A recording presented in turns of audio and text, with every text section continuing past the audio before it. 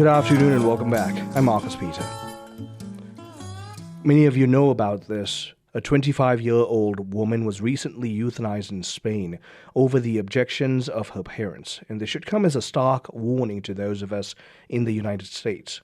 Many states are moving forward on assisted suicide laws called medical assistance in dying.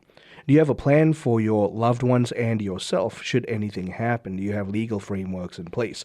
We're joined by Dr. Kristin Collier. She'll be speaking on this matter next month at OLGC in Plymouth, Wednesday, April the 22nd, from 7 to 8:30 p.m. This conference is called Opposing Assisted Suicide and Ethical Care Seminar. Kristin, thank you very much for joining us. How are you? Thanks for having me on the show. I'm happy to be here. I'm very glad to be able to speak with you. Before we begin, I want to ask you to speak about the event and to invite our listeners to be there. Yeah, thanks for giving me a chance to highlight our event. So as you said, we are hosting a conversation at Our Lady of Good Counsel on Wednesday, April 22nd, starting at 7 o'clock p.m. And it will be a conversation really to help inform each other about what is at stake when we talk about medical aid in dying, or as I prefer to call it, physician-assisted suicide. There will be a conversation between me as well as Michael Vaca, who is a Catholic bioethicist and a lawyer, as well as Genevieve Marnin. She is a policy expert from Right to Life of Michigan. And so, we know that there have been several failed attempts, thankfully, to progress a bill around physician-assisted suicide through the legislative agenda here in Michigan. And I think a lot of people actually haven't had opportunities to understand what it is, what's at stake. And so hopefully this conversation will help aim towards those goals of a better understanding of what we're really talking about when we talk about physician-assisted suicide. So what are we really talking about in terms of physician-assisted suicide, or as it's often couched, medical assistance in dying, medical aid in dying? Yeah, no, thanks for that question. I think that, if we believe, which I know as Christian people that we do, in the reality of the Imago Dei, that each person, regardless of station, disability, ability, illness, etc., that we all bear the Imago Dei. We were all willed into creation by God. We are loved by Him, and we're made in His image. We know that every human being, because of that, has inherent worth and inviolable dignity. And because that's the case, it's always wrong to aim directly at their death. This is what do no harm means. It's really that simple.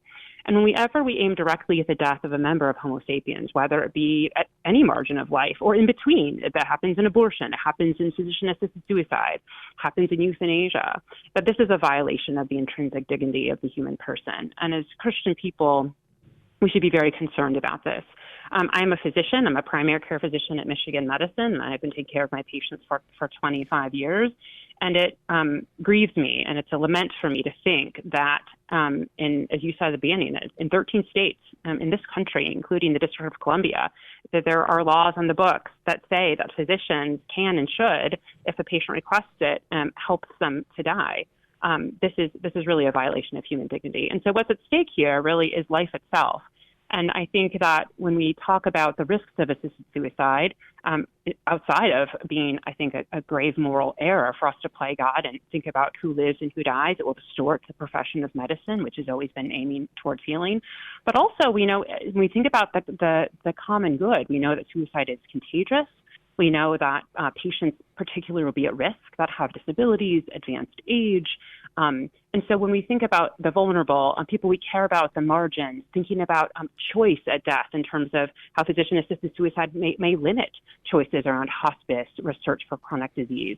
There are many things at stake. And I think, the biggest error that can happen in these situations is that when we confuse our attempts to eliminate suffering by eliminating the sufferer, a grave error has occurred. We should have a compassionate response to suffering, absolutely, but that does not entail aiming directly at the death of the person in front of us. That is incoherent with any vision of medicine aiming towards healing. And again, as Christian people, we should be very concerned about the violation of human dignity that occurs in each and every one of these acts.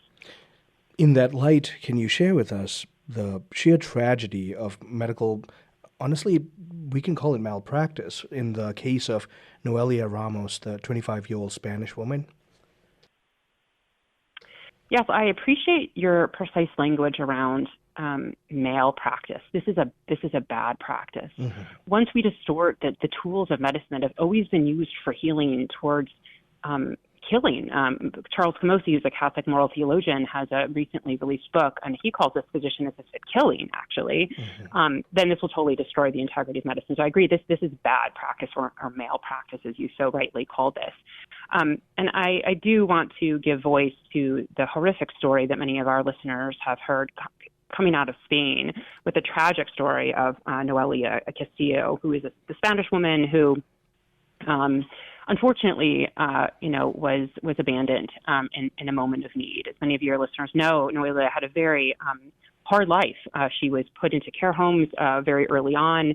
She had significant sexual violence directed towards her, was a victim of sexual assault, and then tried to take her own life through suicide, and then suffered paraplegia. And then at the hands of the state of Spain, she was euthanized. There was a really good piece, actually, by Juan Yi Zhu, who's a international expert on this topic and Unheard, and he said, which is true, he said, everyone failed this young woman. Everyone failed this young woman. When someone has suffering like this woman had of all domains, spiritual, existential, social, emotional, physical suffering, the compassionate response is not to end her life. That is complete patient abandonment, but actually compassion means to suffer with. We should have had a response to come around her and actually say, your life is worth living. What can we hope for today? How can we support you, and not aim directly at your death? This was an abandonment of this young woman who is desperately in need. And it makes me think very seriously about how we think about suicide prevention, which we say we still endorse in many parts of the world. But in this situation, we thought not only is suicide of this woman okay, but we're going to have the medical establishment assist her in doing so. It is incoherent and really is an abdication of societal responsibility, familial responsibility, the state's responsibility, and medical's commitment to not harming patients. It's a real tragedy for this young person. As you rightly noted, 13 states in the U.S. have essentially legalized and authorized medical assistance in dying, really physician-assisted killing. Can you please speak to our listeners right now about what they can do to set up the right kind of protections so that their conscience, their dignity, and their faith is preserved in the event of medical emergency? That's a really good practical question.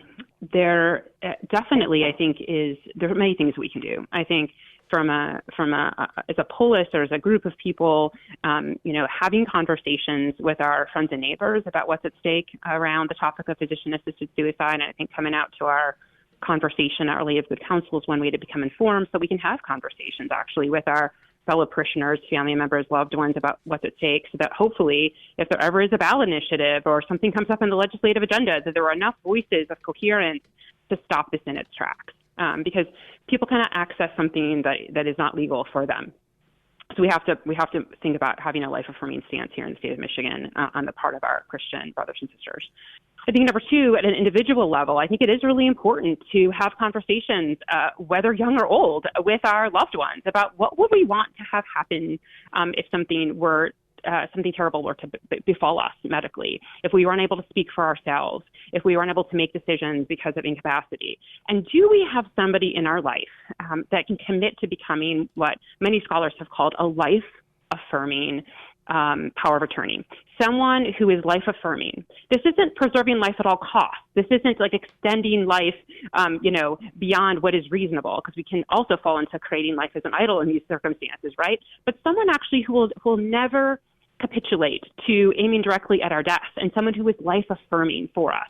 That can happen, and that should happen not only at the end of our lives or in the setting of, life-limiting illness, but during pregnancies, during life transitions, during chronic illness. So it's even important to have somebody like this maybe with a vulnerable patient who comes into a doctor's office. So finding a life-affirming partner in care for you and your loved ones, I think, is incredibly helpful and valuable in these situations where life itself sometimes is under attack.